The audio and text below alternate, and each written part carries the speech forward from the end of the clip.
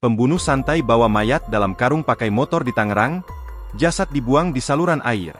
Kasus pembunuhan seorang mayat dalam karung ditemukan di pinggir Jalan Daan Mogot, KM 21, Batu Ceper, Kota Tangerang, pada Selasa, 22 April 2025, lalu kini terungkap. Pelaku pembunuhan mayat korban dalam karung itu terungkap setelah terekam CCTV di jalan. Polisi telah berhasil menangkap terduga pelaku inisial N alias R.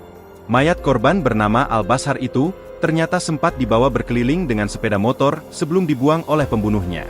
Pelaku terekam kamera CCTV sedang membawa mayat korban dalam karung menggunakan sepeda motor sebelum mayat tersebut dibuang di TKP penemuan mayat, ucapnya kepada wartawan, Kamis, 24 April 2025. Jasad dalam karung itu lalu dibuang oleh pelaku pembunuhan di TKP.